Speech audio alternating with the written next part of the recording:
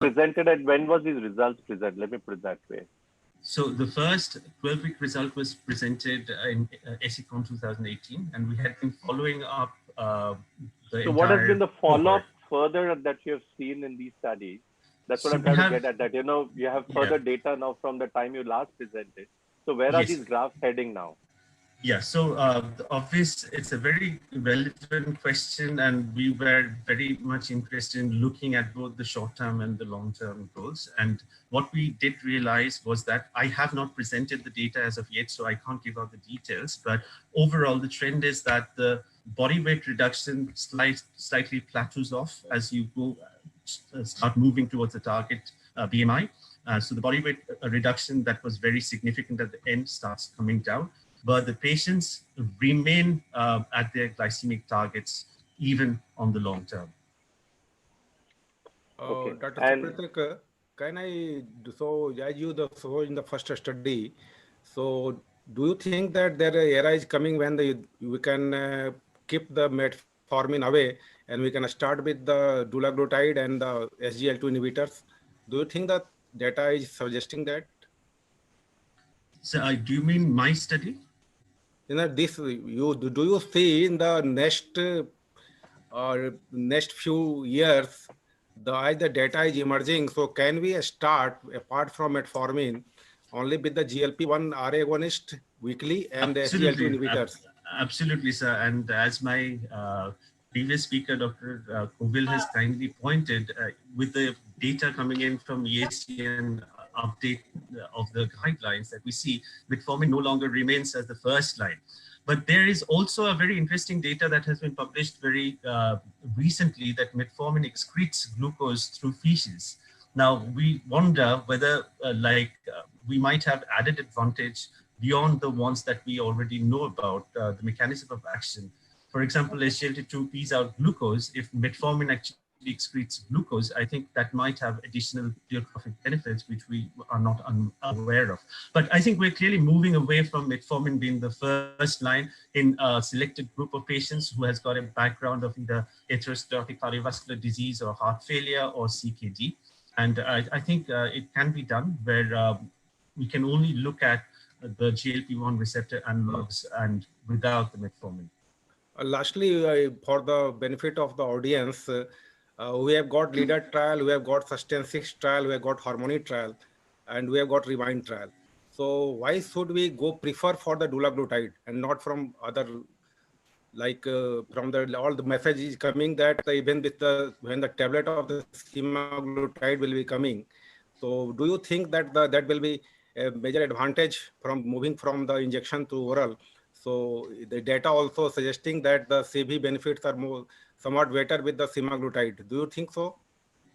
Sir, so what is happening is that oral, if somebody prefers, but then oral will be a daily one rather than a weekly one, you have to understand that. Secondly, the fact that dulaglutide is also coming up with higher doses, which has been put forward in the award 11 data, and that's closely simulating the data that was coming with the semaglutide. However, we do not have the entire data set with us. So I think, but the whole idea is to give the choice of GLP-1 receptor analogs or SGLT2 inhibitors whenever the patient needs them. So what GLP-1 receptor analog will be based on the individual needs, as well as of course, the benefits that you had seen was in terms of compliance. And no matter how good the therapy is, unless the patient is actually adherent to it, they do not harvest the benefit out of it. And dulaglutide goes a long way in maintaining that. The perseverance to the treatment is much higher with dulaglutide. That's where it scores beyond anything else. I think we can now move on to the last talk of this session, and then we can take panel discussion at the end. Dr. NK. Yeah, so now I have great pleasure to inviting Dr. Ambrish Mittal. I think he needs hardly any introduction, but he's a chairman and now and head of endocrinology at the diabetes division of Medanta. The Medicity, a super specialty hospital located at Gurgaon, Haryana. And he was honored by the government of India in 2015 with Padma Bhushan. He established India's first bone density measurement system and osteoporosis service in the SGPGI Lucknow. And he is the first Indian to serve on international bodies. And he is the first and the only Indian to receive the Boyfram Award of the American Society of Bone and Mineral Research in 2004. And he was also awarded the International Osteoporosis Foundation President's Award in March 2016. So I think if you go reading on his credentials, it will take long time. So I have great pleasure today. So inviting him in to talk on the DP4 inhibitors. What are the updates now and how he sees in the place of diabetic management when there is a era of GLP-1RA and SGLT2 inhibitors. Over to you, sir, Dr. Mittal.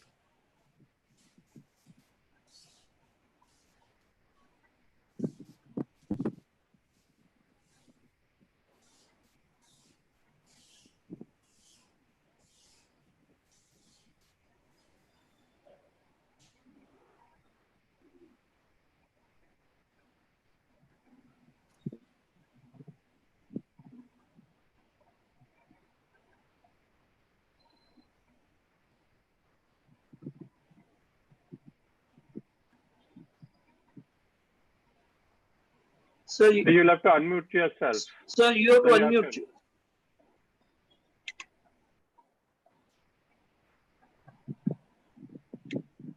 Pratap, can you unmute him at the back end? No, he is already unmuted, but we are not able to hear him. There is a problem with some audio. Sir, we are not able to hear you. Dr. Amrish, we can't hear you. I think there is some problem with the audio. Can you re-log in again? Probably that may help.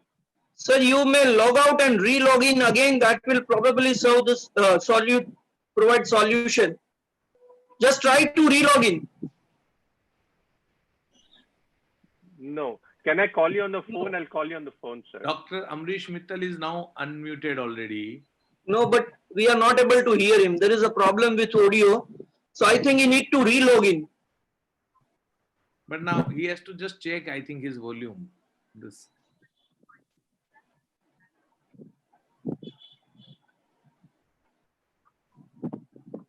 So by the time there are some questions on the question and answer chat box, if you can carry on with those questions to the I can't see the question. Can I jump in, Pratap? So, Yeah, go ahead, Rajiv. Those two questions with Dr. N asked, we could have a. So as far as dulaglutide goes, it's got a head-on study, which is a 52-week extended to 78 for which was Award 3 versus metformin, and it showed that both doses were better. And your last question, my comment on Rewind and others were that Rewind was designed to be a superiority study, and it had almost 60% of patients as primary prevention. And I'll just interrupt you, Raju. I think Amrish is logged Dr. Mittal is on? Yeah. Okay, sir. Dr. Mittal, can you share your screen and start? Dr. Mittal, can you share your screen? Heard. We can't No, you hear are not. No, you are not audible, sir. Sir, can you just try leaving and join again? No, sir, if you can remove the headset and then do it directly through your computer audio without. No, it is problem with the system sometimes. So you have to relog in again. Achha. Yesterday also there was a problem with few people, but once you go out and come in, I think that problem is solved. Okay, Rajiv, you're Sir, saying something. you can take one or two quick questions. We are setting Rajiv, you can. So, Rajiv, you're saying something. Continue, please. Yes. I was saying that Rewind was designed as a superiority study with more than 60% patients as primary prevention and almost an equal number of female subjects, and it did superiority. Sustained, they did a post-hoc superiority analysis, but initially they were looking at a non-inferiority. It did give a lot of benefit, but then post-study they did an analysis and showed superiority. So obviously it's going to be between both the once weekly dulaglutide in future. If I can add to Supratik, it's going to be a fight between both the once a week dulaglutide. Both look exciting. And I think we're moving towards the primary prevention, if anything else, Yes. and that's the whole idea. So both of them. I think, Dr. Rajiv, there is a question from Dr. Sonali. So, will it a good idea to start a patient on liraglutide, then shift on dulaglutide, so that we can ensure that tolerability and adherence and better? Hardik, there's a lot of background noise. There's a lot of background noise. Yeah. So, Hardik, thank you, there's Dr. background noise. Thank you, Dr. Sonali. Should I be taking the question? Yeah, go ahead. Question? Okay. Yeah, go ahead. So I think it's much more simple in my clinical practice to convince someone of once weekly therapy as compared to once a day. And also the fact that the liraglutide pen has got a needle attached to it, like the insulin pens, and the visibility factor puts off the patient, whereas the Trulicity pen is really very smart and easy to use. And because of the plunger, you do not actually visibly see the needle outside, which is quite encouraging for the patient. So I think as an initiation, I think I'm very happy to start them with dulaglutide. And if I'm getting equal efficacy as was seen from the switch trial, I would not actually be tempted to sort of switch my patients from dulaglutide to liraglutide unnecessarily. Okay, I'm going to ask both of Rajiv and Supratik, one basic question, all right? So very, very basic and may sound stupid also. But see, most of the studies that you see, whether it's non-inferiority or superiority and all these trials, they're either, 52 weeks or 26 weeks or something like that. Hardly any data comes out where you look at, say, a 5-year data or a 7-year data, right? As to what happens to most of these molecules over a period of time, whether they plateaued, whether they lose their efficacy, yet people in their practice continue to use it for years on end without having a data set that, okay, what happens in the long duration? What is your comment on this? I mean, should we be really looking at only a 52 weeks and then continue lifelong therapy for somebody till something better shows up and then you switch therapies? Or, you need to have an ongoing sort of, data coming on as to when is the point that you actually need to make a switch and, probably rethink, is your strategy correct or not? It's a very basic question that would say. Dr. Mittal, are you ready? Just a minute, Rajiv. Yeah, Dr. Mittal, are you ready? Yes. No, still your audio is not coming. I think there is a... So can you try without the headset, sir? I think. Yeah. Remove the headset from the laptop and try it. And just speak, sir. Hello. Yeah, you can be. Yes, sir. Do that, sir. Yeah, do that. Do that, sir. Your headset was a problem. Yes. It was working anyway. Yeah, now working, sir. Now you're fine. Fine, sir. You can share the screen, sir.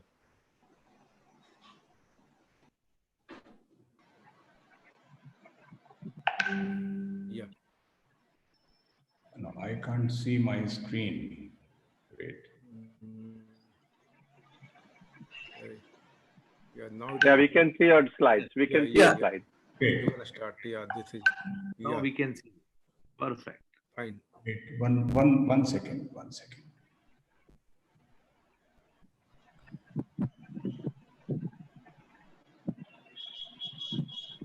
that okay? Yeah. Sir. Okay. So sorry about the confusion. I don't know, the headset was working fine till half an hour ago, but for some reason. Okay. So thank you very much for being here to listen to this in the excitement, as NK was saying, about all the GLP-1s and the SGLT2 inhibitors. Where have the poor DPP-4s gone? Let me remind you one thing, despite all the excitement, the SUs have not gone anywhere, by the way. So, we are not managing diabetes very well right now. And whatever tools we have, we need more and more. So to think that a new drug comes in and it's going to push out the old one is not going to be easy. And before I start my own talk, I'll make 2 comments which I was trying to make, but the audio went off. One is that all the trials on the newer drugs, by and large, for their cardioprotection, renal protection, are along with metformin. They were used in combination with metformin. So don't forget that data when we are all excited about new drugs. We need to keep that in mind background therapy in most trials was metformin. Okay, so that's one thing, it was always there. The other thing is that, for example, between liraglutide and dulaglutide, there was a discussion. We have a fair amount of experience in that area. It is hard to say that the HbA1c will improve when you move from liraglutide to dulaglutide. I don't have that experience, nor do I see published literature on that. That can only happen if adherence is better.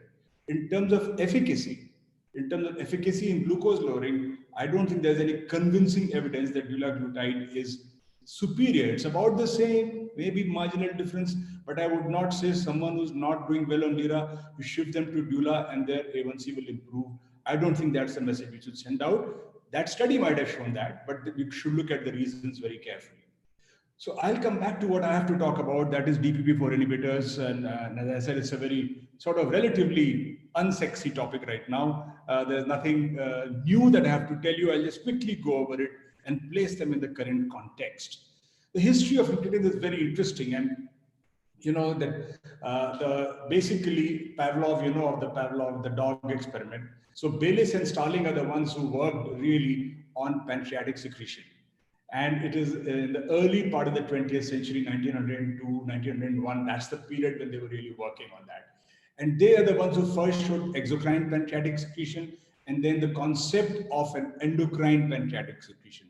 The concept that something was released from the gut that was probably causing glucose lowering, that concept was that at that point.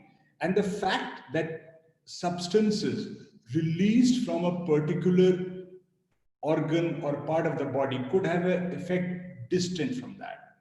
So today is an important day, because yesterday actually, when the conference started, when the conference was really on, was also the day when the word hormone was discovered, or coined rather, not discovered. And that was by Starling and his friends, and they thought ormao is a Greek word for hormone. And they were trying to think of something that produces excitement. So ormao means to excite. So it's around 20th June that this happened, you know, about 117, 18 years ago. It's also, of course, as we know, there are many things today. There's the Yoga Day, which is good for all of us. There is a solar eclipse here. That's another issue. And of course, there's something called the Father's Day, which I don't really understand what it means, but nevertheless.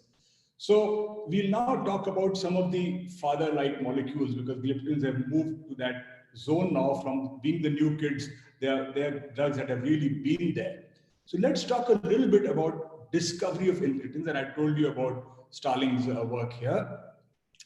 And in the early years, based on this feeling that the intestinal extracts can actually help improve glucose or improve whatever secretions from the pancreas, 1906, people were already trying to use duodenal extracts to treat diabetes.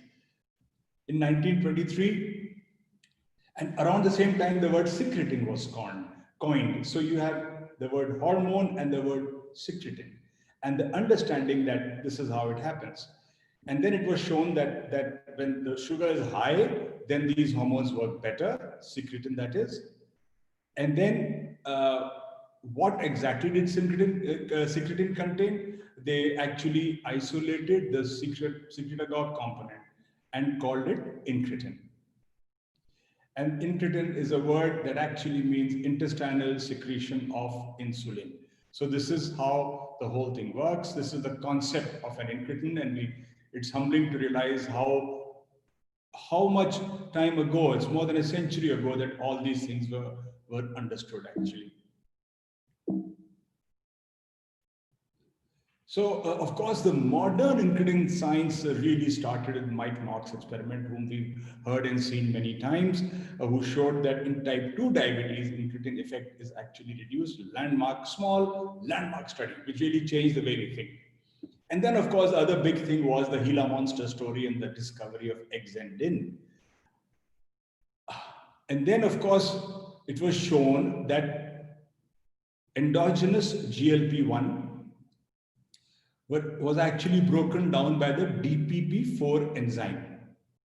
And we already had substances that could inhibit this enzyme.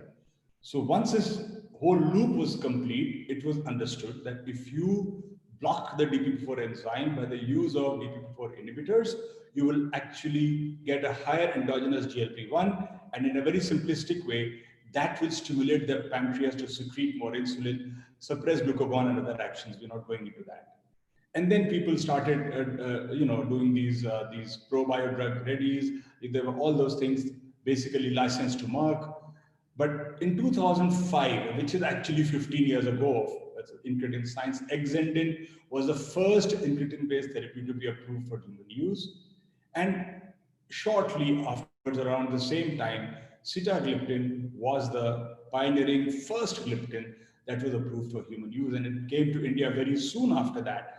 And if you recall that it was the first drug actually to come under the new patent laws, and it was the first drug for which generics could not be made here, because India had signed all the proper agreements by that time, and new drugs, patented drugs, could not be replicated here. So sitagliptin was a landmark drug in that it will always remain in the history of Indian pharmaceutical industry. So what do DPP4s do? I don't want to go into the enzyme and how it's inhibited. You've heard that about 200 million times. But we know that it does many things. It has an action in many areas. Of course, the primary thing is the incretin effect. We also know that there are multiple other things that it corrects. So if you look at that, DPP4 will probably have some action on glucagon, although not as powerful as GLP-1. It certainly has an incretin effect. It has some impact on hepatic glucose production. It has, so there are multiple things. It even has an effect on glucose reabsorption. And there are multiple effects that we know, glucose uptake, but the primary effect remains the effect on pancreas. And I think that is important to remember, that the primary effect of DPP4 inhibitors is on the pancreas, because they indirectly stimulate the pancreas to secrete more insulin by inhibiting the breakdown of GLP-1, which then circulates in the blood, reaches the pancreas, or via local mechanism reaches the pancreas and stimulates insulin secretion and suppresses glucagon. This is important to remember. There are a lot of pleiotropic actions ascribed to these agents, but none of them in clinical studies have really shown that it makes a big difference. So we have to wait and see what happens, but I don't see any exciting data appearing on their pleiotropic actions, beneficial actions, but we do know that they control blood glucose well, they lower blood glucose, and with several other properties that we'll discuss as we go along. Let's quickly move to the clinical data. So we all know that there were head-to-head studies with glipizide versus sitagliptin and glimepiride versus sitagliptin. All of them showed in the short term that the efficacy was similar, although the initial drop is faster with sulfonylurea. That's shown in all studies.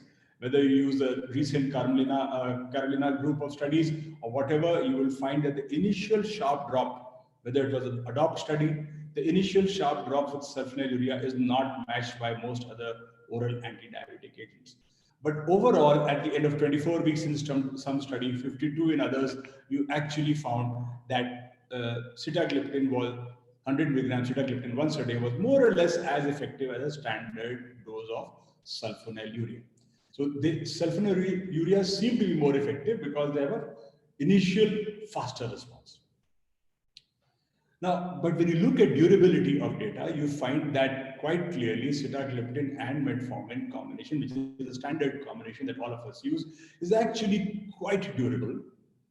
And we all know that by experience. We also know by the VILDA study, VILDA and metformin study, and so many other studies, that gliptins, when they added to metformin, a lot of people think you could do it initially in the early stage of disease, and they maintain glycemic control for a fairly long period. Whereas sulfonylureas, at some point, they begin to lose their effect in most patients, but not in all. So while sitagliptin effect seems to be more durable, sulfonylurea, by its unprovoked direct stimulation of the insulin secretion, can actually exhaust. We don't know whether it's exhausting or whether it's the effect of the drug that's going down, but that's the impression that we have. So sitagliptin is durable. So that's one point to make. And if you look at the comparison of glycemic reduction with other non-insulin agents, you will again see that there are numerous studies, but there are very few head-to-head comparisons, but we know that the linagliptin glimepiride study showed virtually similar A1C lowering, marginal differences with much less hypoglycemia with gliptins. This is an older slide which actually compares everything with everything. And the fact is that we know that DPP-4 inhibitors are roughly as potent as usual doses of sulfonylurea. We also know that they are not very potent drugs per se overall, because their lowering is around 0.7, 0.6 in most studies. It also depends on what is the baseline A1C. We realize that GLP-1 RAs are more powerful, more potent than DPP-4 inhibitors, and you can switch somebody from DPP-4 to GLP-1 RAs. And there is some overlap with SGLT2. In one line, I would say overall SGLT2 inhibitors seem to be more powerful agents than DPP-4. But if you're looking at people with lower HbA1cs, with A1Cs up to 8, and all the efficacy is almost similar or sometimes even comparable, actually. Sometimes some studies even suggest it may be a little better for DPP-4. So at lower HbA1cs, it seems both work same. When the HbA1c keeps becoming higher, then the efficacy of SGLT2 might be greater in terms of glucose lowering. Yeah, this is exactly the slide I was trying to. This is of course, this is a kind of a sensitivity analysis by baseline A1C, but it's only pooling data from 2 studies. So it's not a large analysis or anything. But basically, if you see what happens is that if you're looking at A1C less than 8.5, to the right of the line favors DPPI, to the left of the line favors SGLT2. If you look at A1C less than 8.5, you will find that in this analysis, there's only 2 studies. It seems that SGLT2 are, DPP-4 are slightly superior to SGLT2. I don't personally believe that, but I believe they're equipotent in this zone. But as you move to the higher levels of A1C, the SGLT2 take over. So the message here is that at lower levels of A1C, DPP-4 inhibitors are equivalent in efficacy both to SGLT2 and sulfonylureas. And there's also this whole story whether these incretins work better in Asians with type 2 diabetes, and Avdesh did this review and Mohan published a study on incretin response in Asian type 2 diabetes. We are not sure about this. This is a hypothesis. There's no convincing proof at the moment that Indians respond better to DPP-4. We use this very loosely in meetings. There is no convincing data, but yes, it is a possibility which needs to be studied. So I really cannot say that yes, Indians respond better to DPP-4. That's why we should use them in Indians. We don't know, but there is some suggestion to that regard which requires confirmation. So let's move to a different age group. We've already heard all these things, what I've been telling you many times. You know, I will repeat. Overall, sulfonylurea in standard doses and gliptin glucose lowering efficacy is somewhat similar, but no hypoglycemia with gliptin and significant hypoglycemia with sulfonylurea. Overall, the glucose lowering efficacy of gliptin and SGLT2, gliptins actually match SGLT2 at lower A1C baseline. But if the A1C is higher, then SGLT2 seem to be more powerful agents. That's a sort of clinical summary of the numerous studies. The issue is with elderly, because we know that there are some concerns about SGLT2 in older subjects, and those concerns relate to many things. They relate to the fact that there can be postural hypotension, numerous antihypertensives are on, person may be getting up at night to pass urine many times, got prostate issues. So since all those issues are there, there's always been a little precaution about using SGLT2 inhibitors freely in the elderly, whereas there is no such restriction with gliptins. However, an interesting aspect is that it does seem, if you look at this slide carefully, sitagliptin in elderly versus canagliflozin in elderly, what happens is when sitagliptin efficacy remains same regardless of age, we all know that. But canagliflozin efficacy seems to go down a little bit in people who are older. What could age be having with, on the one hand, we are saying that SGLT2 works throughout. On the other hand, we are saying in elderly, it seems to be a little less effective. So in the elderly group, it is possible that people on gliptins perhaps are safer and maybe slightly better than they are with SGLT2s. And we'll explain that further. The important part is if you look at EMPA and the influence on renal function, on A1C reduction, and if you can see that here, quite clearly, while we are all happy, and Sanjay was mentioning that in the discussion, we are very happy with the fact that empagliflozin and other SGLT2 inhibitors are remarkable for renal and cardioprotection. You will realize that they actually, their glycemic, anti-hyperglycemic efficacy goes down with declining renal function. So, whereas the anti-hyperglycemic efficacy of gliptins does not change with declining renal function. So this is a group where you may want to consider use of gliptins with declining renal function, because whatever their efficacy is, it is not reduced. You may have to reduce dose in some, you may need the same dose in linagliptin, in sitagliptin, you will probably have to reduce it. But the fact is that the efficacy, whatever it is, will remain, whereas the efficacy of SGLT2 inhibitors, as GFR declines, the efficacy also declines for glucose lowering, not for renal or cardiac protection. You can see that very clearly. So SGLT2 inhibitors lose roughly 50% of efficacy with eGFR in this zone. Let's look at the adverse effects, and that's where DPP-4 inhibitors score high, because pancreatitis, we all know, one question you have to ask whether there is a history of pancreatitis, and then you avoid, although even that is a debated connection. More recent studies do indicate there could be some connection between pancreatic tumors and DPP-4, but it's pretty far-fetched, very stretched, and really very remote connection. So I would say for practical purposes, all you have to do is you have to check whether the patient has history of pancreatic disease. And if patient does have that, then don't use this group of drugs.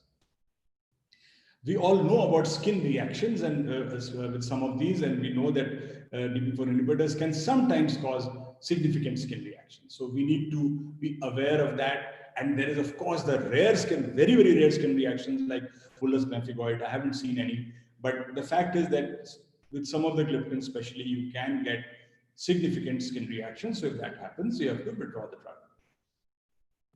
And of course, I'm not going into details, but there is the FDA black box warning that sometimes you get severe arthritic pain. You may get actually unmasking of rheumatoid, all kinds of things may happen. It's exceedingly rare, but if your patient suddenly develops arthritic symptoms while the patient is on DPP-4, while you're getting an evaluation by a rheumatologist or trying to decide what it is good to discontinue DPP-4. Not that patients of arthritis cannot take it, but the odd patient, rare patient may develop arthritic pains because of, which may be related at least to DPP-4 inhibitors. So if someone does develop that while on therapy, you need to discontinue them. And of course, to match it with the adverse effects of SGLT2, I think there are a lot of issues there, and SGLT2 are amazing molecules, and we know now for non-diabetics also and everything, and now DAPA saying that we can prevent diabetes, which is always for me a question mark. If you treat the disease early, you can prevent it, so that's not. But anyway, SGLT2 inhibitors are remarkable molecules, but they do have adverse impact. That's something we published a couple of years ago with the first 500 patients or so, I think. And we found that quite clearly there are symptoms of UTI and others. Where did it go? Yeah, genital infections, 14.4%. Now we don't have a control group here, so we can't really say. 6.7% UTI, weakness, some urinary symptoms. So all these things are possible with SGLT2 inhibitors. They do protect the kidney, but they can cause dehydration, and if you're not careful, they can actually even elevate sometimes the renal parameters. So you need to be cautious about that.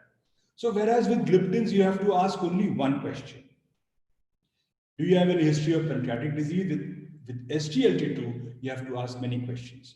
Is the patient, the age of the patient, whether the patient gets up many times at night, is there any history of postural hypertension? Are there multiple antihypertensives, including diuretics in the mix? You also have to check if the patient has history of recurrent balanoposthitis, has a recent hospitalization for UTI. UTI these days is devastating. It is a very minor difference in UTI, but one UTI can, these days, the UTI does not respond to oral antibiotics. So it may mean hospitalization and a huge amount of trouble. So you need to be careful about all those things.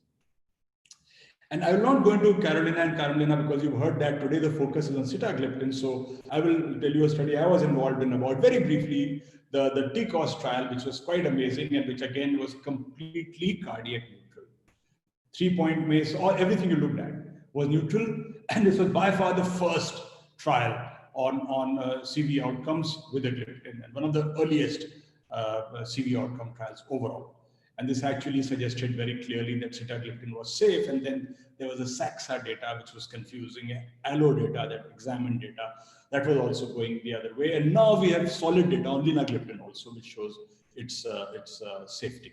So heart failure, again, much talked about these days. Everyone is talking about heart failure, quite safe for that. Now we come to the last part, and as I said, I won't bore you with all details of DPP-4 because you may be more aware of that than I am, and you'll probably read about it regularly, and you've heard about it from so many people. I'll just touch 2 points before I close for the day. There are issues about bone and muscle safety of SGLT2, which is why it is important to point this out. And although there is no increase in fractures in recent studies, there is still a concern on the bone metabolic impact. And we don't know, fractures may actually increase over 5 to 10 years. As Sanjay was saying, that they don't show up in 1 to 2 years. So we do not know at the moment a long-term impact of SGLT2 inhibitors on fracture risk. At the moment, there is no reason to be scared of that. But the fact is the bone metabolic changes are somewhat suggestive. We need to be careful. Like we know with pioglitazone and especially rosiglitazone, we know that fractures clearly increase. We know that metformin is neutral. We know that sulfonylurea is neutral. There is a question mark still there after SGLT2 inhibitors. And if you talk to people in the bone field, they are always concerned about this, not clearly ruled out yet. We'll only know as time passes. What about DPP-4? How do they fare there? So actually, all DPP-4s are not the same. I'm reaching the end of my talk, Dr. Singh.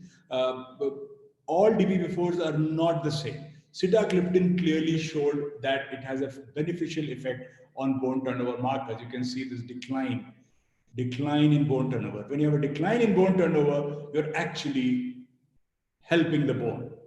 You're reducing bone loss. And there is actually a minor increase in bone density. Not a huge increase, but there is an increase in bone density also.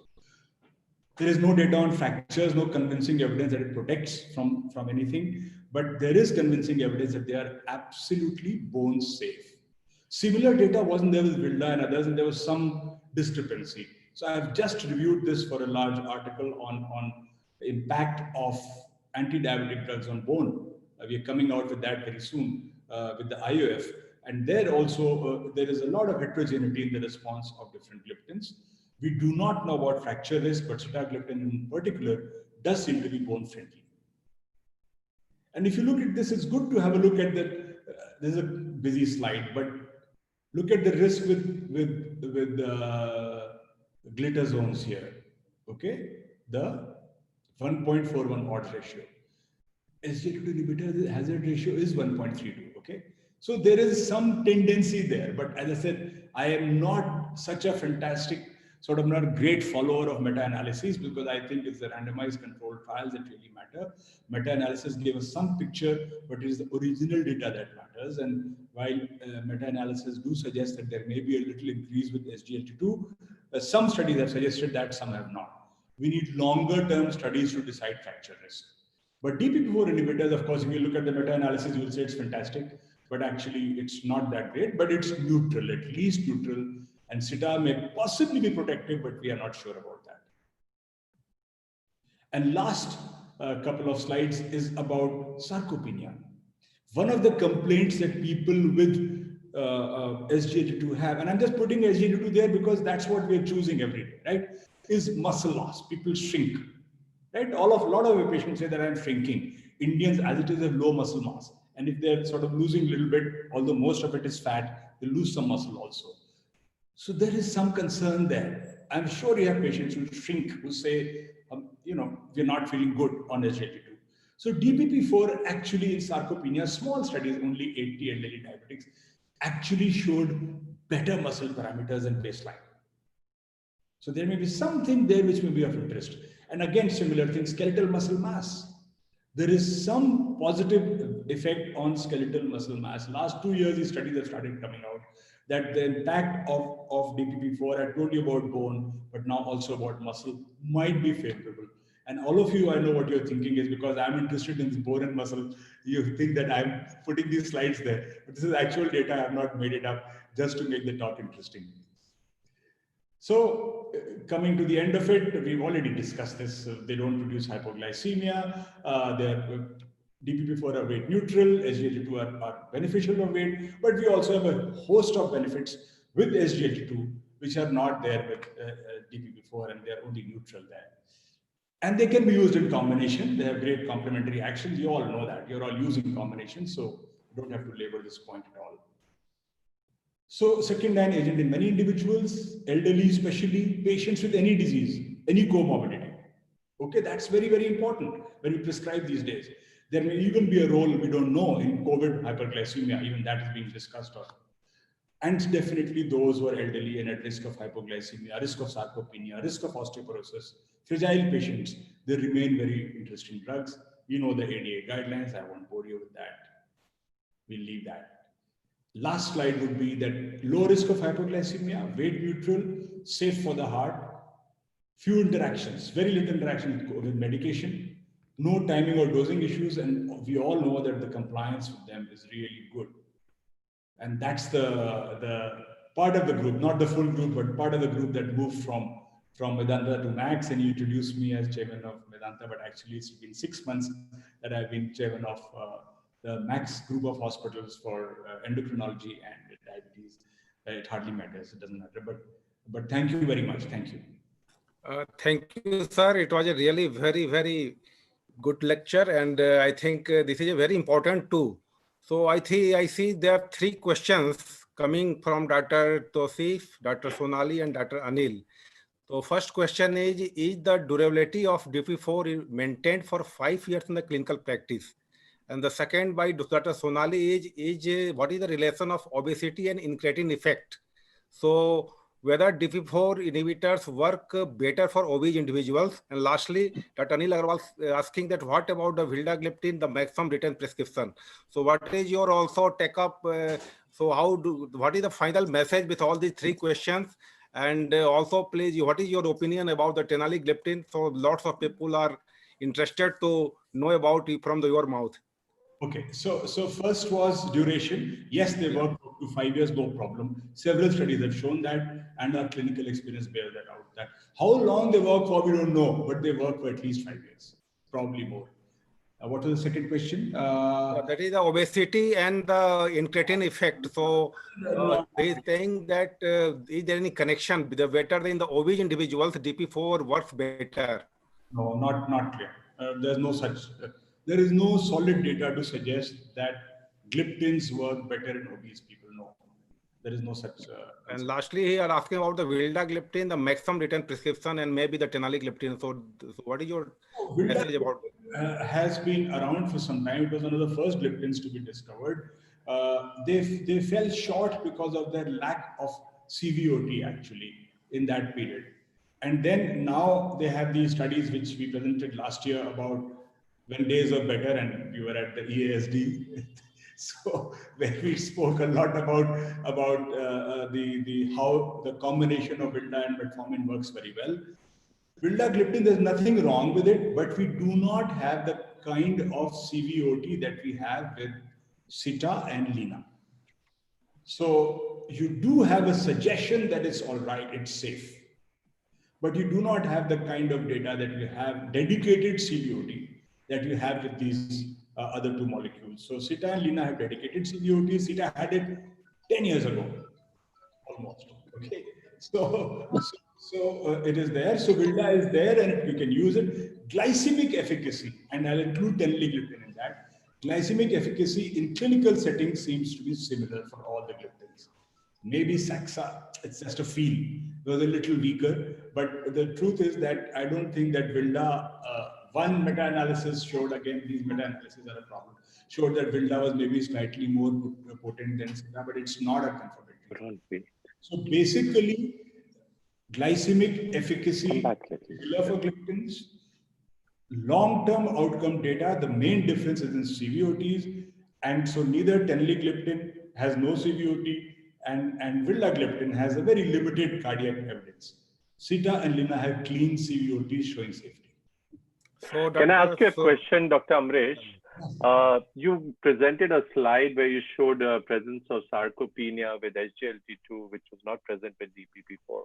My understanding was that with SGLT2 inhibitors, you get more of an interstitial fluid and fat mass loss, and really muscle loss would be more as a consequence of starvation because of a loss of muscle protein. So why do you feel that there would be so much of sarcopenia that would develop unless the patient is really starving and there's a loss of muscle protein, gluconeogenic pathway?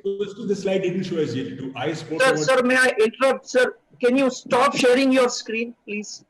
Dr. Mittal, sir. Oh, okay. Oh, thank you. Sorry. So basically, I did not compare with SGLT2. That was my interpretation. There is no study comparing them. The study that they are muscle friendly, DPP4. SGLT2 inhibitors, I'm just saying in clinical practice, there is no doubt that the bulk of the loss is fat loss. And then there is interstitial fluid loss from the muscle. There is no question about that. And that may give that feeling of being shrunk, as we say. And if people are well hydrated and taking enough protein, it should not happen. But there is no doubt that in clinical practice, there are patients who will not even take the medicine beyond a point because they feel that they are becoming weak and shrinking. So all I'm saying is I do not have hard data to show that there is actually objective major muscle loss with SGLT2. But studies have shown there is some muscle loss with SGLT2. So all I'm trying to say is with DPP4, there is no such concern. So if you have a patient where that is a concern, these are very safe. And in fact, they possibly may even be more than muscle friendly. They may be even helpful. Sir, do we have time people are, just one last question, sir. Many people are concerned that in this COVID era, either DPP4 inhibitors are the safest molecule to start or to continue with in the COVID cases, mild to moderate cases. In COVID cases, you can use all anti-diabetics unless patient depends on the degree of sickness. I would treat them like I treat any other infection or severe disease at the moment. I would not, with mild to moderate COVID, I wouldn't necessarily make a big change. We are managing a lot of patients in our hospital. Some are managed well on OHA. If they is really mild and intake is fine, I don't even change SGLT2. If there is an issue with fever and dehydration, we obviously for every patient will stop the SGLT2. DPP4 are often in the mix. We are also trying to look if they have any impact on outcomes, but that is not clear yet. But of course, they are safe. That is their strength. In every situation, they are safe. So, but it's not that they are the only molecules that can be used or you should make drastic changes. The moment you're moving towards moderate and severe, then you go on insulin. I mean, there is no other way. So it depends on dehydration, depends on appetite, depends on, appetite goes down, metformin goes away, GI effects, metformin goes away, dehydration, fever, SGLT2 goes away, DPP4 remains. Sir, one Dr. Soma Sundaram is asking what is your view on the QT prolongation in teneligliptin, and basically when you are giving the hydroxyquinoline or azithromycin in COVID cases, and also you are giving teneligliptin. So if someone is taking teneligliptin, should we switch to the sitagliptin? So this is the very important question. So Dr. Soma Sundaram asking. Why would you, sorry, why would you want to? QT prolongation with the teneligliptin. So in this COVID cases, someone taking hydroxyquinoline or azithromycin, so if already taking teneligliptin, should we shift to the sitagliptin? It's your call. I mean, there is no evidence. There is no evidence. These are common sense things in COVID, everything we are learning on the job. So no one has really looked at that. But if you do feel that's a concern, then you can shift. But it's not a standard practice that you have to shift. I think that Sanjay, can you conclude the session now? I think we've had some excellent lectures by all the three speakers, very practical and good take-home points for our clinical practice. I think they were well deliberated, also excellent questions. I'll close the session now and like to thank all the speakers for sticking to the time and giving some excellent information. Thank you very much. Thank you. Thank you, Dr. Sanjay Agrawal, Dr. N.K. Singh, Dr. Amresh Mittal, sir, Dr. Rajiv and Dr. Supratik for excellent overview of all the therapies in type 2 diabetes which we are using in